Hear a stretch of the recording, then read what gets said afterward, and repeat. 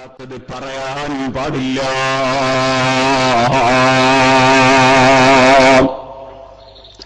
അറിയാത്തത് പറയാൻ പാടില്ല. രഹസ്യവും പരസ്യവും അറിയുന്ന രാജാവായ റബ്ബിനെ ഭയപ്പെട്ടുകൊണ്ട് ഓരോ വിഷയങ്ങളും കൈകാര്യം ചെയ്യണം. അതേ സമയത്ത് നമ്മൾ ആരെയും തെറ്റിദ്ധരിക്കാനും പാടില്ല. സുബ്ഹാനല്ലാഹ്. ഒരാളെ പറ്റി അസ്സലാമു അലൈക്കും. വലൈക്കും സലാം. നിങ്ങളെ പേരെന്താ? എന്റെ പേര് കുഞ്ഞിക്കോയ തങ്ങള്. തങ്ങളാ? എന്നാ അതിന്റെ സെനതെന്താ? നിങ്ങൾ ഉപ്പാന്റെ പേരെന്താ? ഉപ്പാന്റെ പേരെന്താ? അങ്ങനോട്ട് ചോദിക്കേണ്ട ആവശ്യമില്ല.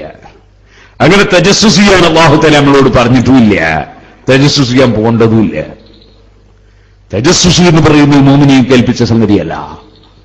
ഒരാൾ പറഞ്ഞാൽ വിശ്വസിച്ചോളാം. ഇപ്പൊ പറയാൻ സമയമില്ലാത്തതുകൊണ്ട് ഞാൻ പറയുന്നില്ല. ഞാൻ ബോംബെ പോയി. അവിടെ ഒരു അഖിലേന്ത്യാ തലത്തിലുള്ള സമ്മേളനത്തിൽ പങ്കെടുക്കാൻ പോയതാ. അപ്പൊ എന്നോട് പലരും പറഞ്ഞ് ഇതാ ബോംബെയിലുണ്ടൊരു സ്ഥലം, നിങ്ങളൊന്ന് പോയിട്ടൊന്ന് പരിശോധിച്ചാളാണ്. സംഗതി എന്താന്ന് ഞാൻ പറയാൻ തന്നെ തിരിയോല്ലോ നിങ്ങൾക്ക്. ഞാൻ പറഞ്ഞു എനിക്ക് കാന്തപുരം ഉസ്താദ് പറഞ്ഞു അതിന്റെ അപ്പുറം പിന്നെ ഒരു പരിശോധനയില്ല. പിന്നെ പരിശോധിക്കാൻ പോണം ഞാൻ. സഹോദരന്മാരെ, നമ്മൾ വിശ്വസിക്കേണ്ടവരെ വിശ്വസിക്കണം. വിശ്വസിച്ചാൽ വഞ്ചിക്കരുത്. ഇതിൽ തുമിന് ഖാന. അതേ, അതും ഇന്നലെ ഞാൻ ഓതിക്കൊടുത്ത ഹദീസാണ്. അതേ, ഇന്നലെയല്ല, 2 ദിവസം മുമ്പ് ഓതിക്കൊടുത്ത ഹദീസാണ്. മുനാഫിക്കിന്റെ ലക്ഷണം ഇദാ ഹദ്ദസ കദബ. സംസാരിച്ചാൽ കള്ളം പറയും. അൽ മുഅ്മിനു ലാ യക്ദിബു വേറെ കാണാം. ഈമാനുള്ളവൻ കളവ് പറയില്ല. അതുകൊണ്ട് തന്നെ ഇദാ ഹദ്ദസ കദബ, സംസാരിച്ചാൽ കള്ളം പറയുന്നത് മുനാഫിക്കിന്റെ ലക്ഷണമാണ്. വൈദത്തുമിന ഖാന, വിശ്വസിച്ചാൽ വഞ്ചിക്കുന്നത് മുനാഫിക്കിന്റെ ലക്ഷണമാണ്. ഒരു മനുഷ്യൻ ഒരു വിഷയത്തിൽ ജാസൂസായി പോയിട്ട് കുറെ തെറ്റിദ്ധാരണ ഉണ്ടായി എന്ന് എനിക്ക് മനസ്സിലായി. അവനോട് ജാസൂസായി പോകാൻ ആരും ഏൽപ്പിച്ചിട്ടില്ല. ജാസൂസായി പോയി തെറ്റിദ്ധാരണയും കൊണ്ട് വന്നു. അങ്ങനെ വന്നപ്പോ അവന്റെ തെറ്റിദ്ധാരണ തിരുത്തി കൊടുത്താൽ പടച്ചോണ്ടിരുന്ന് കൂലി കിട്ടൂലേ. ഹദീസല്ലേ, അതിനല്ലേ നമ്മൾ അധ്വാനിച്ച് ഇങ്ങനെ ഓടി നടക്കുന്നത്. അവന് പരമാവധി തെറ്റിദ്ധാരണ തിരുത്തണമെന്ന് ഞാൻ മനസ്സിലാക്കി. അവൻ എന്റെ അടുത്ത് വന്നത് എന്നെ തെറ്റിദ്ധരിപ്പിക്കാനാ. അങ്ങനെയുണ്ട് ചില സാധനങ്ങൾ. ഞാൻ തിരിഞ്ഞു നോക്കിയില്ല. ഒരു തജസ്സുസിനും ഒരു അന്വേഷണത്തിനും ഞാൻ പോയില്ല. അങ്ങനെ ഇവനോട് ഞാൻ ഇനി മണ്ടരുത്, മണ്ടാണ്ട് പോയിക്കൊള്ളുന്നത്. അതേ കക്ഷി അവന്റെ വസ്വാസ് മാറിയിട്ടില്ല എന്ന് എനിക്ക് തോന്നിയപ്പോ ഞാനൊരു ദിവസം ഇവനെ വിളിച്ചൊന്ന് ഉപദേശിക്കണമെന്ന് വിചാരിച്ചു. ഒരു ചങ്ങാതിനെ അങ്ങനെ വരാൻ പറഞ്ഞു, ഉപദേശിക്കാൻ വേണ്ടി വരാൻ പറഞ്ഞു. ഒരു സംഭവം ഞാൻ പറയാം. സുബ്ഹാനല്ലാഹ്, ഇവന് വലിയ കടപ്പാടുണ്ട് എന്നോട്. അത് ഞാൻ കിബിർ പറയല്ല, ഉള്ള നിയമത്ത് പറയാണ്. ഞാൻ ആദ്യമായിട്ട് വിദേശത്ത് പോയി ചെന്ന് നേരെ ഡയറക്റ്റ് ഇലസ്റ്റിജിൻ ജയിലിലേക്ക്. നേരെ പോയത് വിദേശത്ത് ഒരു ജയിലിലേക്ക്. ജയിലിൽ കുടുങ്ങിയിട്ട് എന്നെ പലരും വിളിച്ച്. അപ്പൊ എനിക്കന്ന് അവിടുത്തെ പോലീസിന്റെ മുദീർ വലിയ ആളാണ്, അയാളായിട്ട് ചെറിയ പരിചയമുണ്ട്. ഞാൻ അദ്ദേഹത്തെ വിളിച്ചിട്ട് പറഞ്ഞില്ല, ഇന്നൊരാളുടെ ജയിലിൽ കിടക്കുന്നത്, അയാളെ വിട്ടുകൊടുക്കണം, അയാൾക്ക് എന്താ തെറ്റ്, എല്ലാ കുഴപ്പമെന്നാന്ന് പറയണോ. ഇയാളൊട്ടാകെ പരിശോധിച്ചിട്ട് എന്നോട് പറഞ്ഞ് അയാളെ കണ്ണ് പരിശോധിച്ച് നോക്കുമ്പോ ഇവിടെ വന്നിട്ട് മുമ്പ് മുങ്ങിയ ഒരാളാണ്, നിയമപരമായിട്ട് മുങ്ങിയ ഒരാളാണ്, ജയിലിട്ടാൻ. എനിക്ക് ഇവനെ അറിയും, കുട്ടിക്കാലത്തെ അറിയും, അവന്റെ ജീവിതത്തിൽ വിദേശത്ത് പോയിട്ടില്ലാന്ന് എനിക്കറിയാം. ഞാൻ അയാളോട് പറഞ്ഞ് അവന്റെ ജീവിതത്തിൽ വിദേശത്ത് പോയിട്ടില്ലാന്ന് എനിക്കറിയാം. അതുകൊണ്ട് നിങ്ങളെ കണ്ണ് നിങ്ങളെ കമ്പ്യൂട്ടറിൽ കേട് വെച്ചിട്ടുണ്ടാവും, കണ്ണ് മാറിപ്പോയിട്ടുണ്ടാവും. അതുകൊണ്ട് അയാൾ വിദേശത്ത് വന്നാലും ഉറപ്പ്, എനിക്ക് ഉറപ്പാണ്. അതുകൊണ്ട് നിങ്ങളൊരു കാര്യം ചെയ്യും, നിങ്ങൾ അയാളെ വിട്ടേ. അഥവാ അയാളെങ്ങനെ പോയി എന്നുള്ള തെളിവ് വല്ലതും കിട്ടിയാൽ പിന്നെ ഞാനങ്ങോട്ട് വരുന്നില്ല. അപ്പൊ ഇയാളെന്ത് ചെയ്ത് വിട്ടുകൊടുക്കാൻ പറഞ്ഞ് അങ്ങനെ വിട്ടു. പിന്നെ കുറെ കാലം അവിടെ ജോലിയൊക്കെ എടുത്ത ഒരാള്, ഇങ്ങനത്തെ ഒരു മനുഷ്യൻ, അദ്ദേഹത്തിന് വലിയ കടപ്പാട് വിളിച്ചിട്ട് ഞാൻ ഉപദേശിച്ചു. ഈ ഖിയാമത്ത് ഒരു അലാമത്ത് പറയാൻ ഉപദേശിച്ച് മണിക്കൂറുകളോളം ഓർക്കയിച്ച് ഉപദേശിച്ച് ഉപദേശമൊക്കെ കഴിഞ്ഞ് അന്നേരമൊക്കെ എന്റെ മനസ്സിൽ അള്ളങ്ങനെ തോന്നിപ്പിക്കുന്നുണ്ട്, ഇവനിത് പിടിക്കുന്നുണ്ടാവോ, ഇത് പിടിക്കുന്നുണ്ടാവോ എന്ന് എന്റെ മനസ്സിൽ ഇങ്ങനെ തോന്നിപ്പിക്കുന്നു. കാരണം അങ്ങനത്തെ ഒരു ലോകമായിപ്പോ ഞാനതിങ്ങനെ പിടിക്കൂന്ന് വിചാരിച്ച് എന്നെ സംസാരിക്കുന്നു.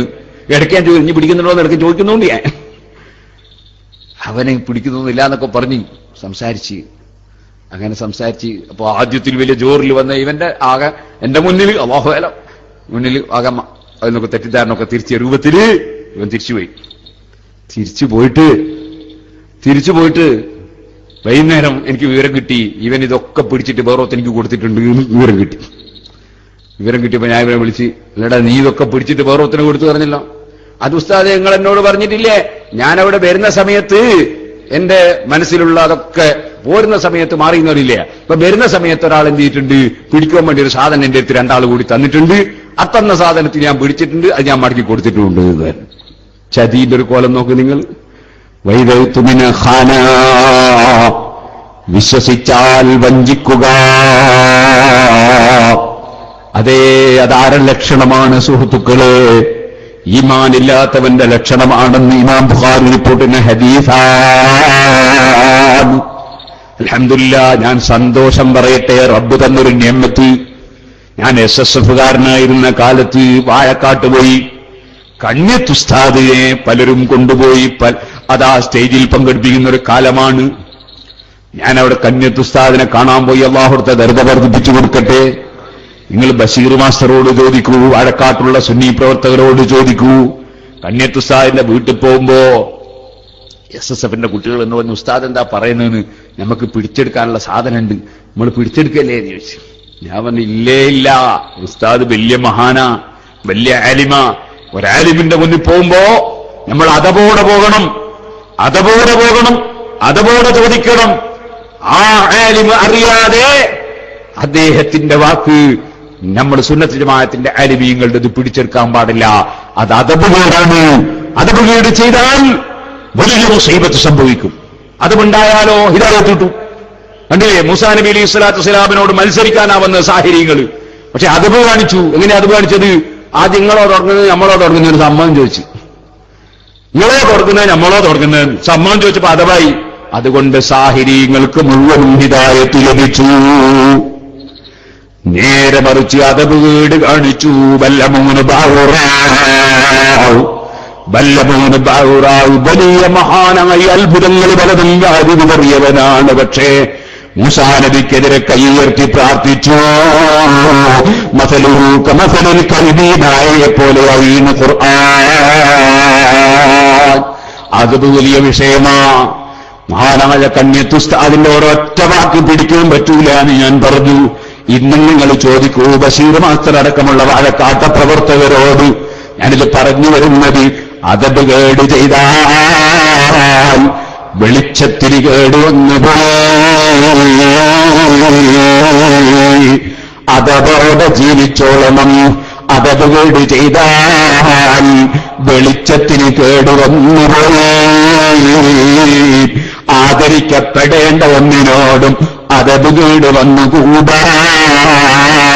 മഹാനായ മർഹൂം EK ഉസ്താദ് അവരുടെ വാക്ക് ഞാൻ ഓർക്കുന്നു. അതബ് എന്ന വാക്ക് അലിഫ് ദാലി ബാഇ അതബ്, അതേ അക്ഷരം കൊണ്ടുള്ള 3 അക്ഷരം കൊണ്ടുള്ള വാക്കാണ് ബദ്. ബദ് എന്ന തുടക്കം. അതബ് തുടക്കത്തിലേ വേണം, കുട്ടിക്കാലം മുതലേ വേണം അതബ്. അതബ് ബദിയിലേ വേണം. പോരാതെ 3 അക്ഷരം കൊണ്ടുള്ള മറ്റൊരു വാക്ക് ദൈബ്. ദൈബിന പതിവ്. അതബ് പതിവായി വരണം. തുടക്കത്തിലെ അതബ് വേണം. അത് മനുഷ്യന്റെ സ്വഭാവമായി മാറണം, ദൈബായി മാറണം.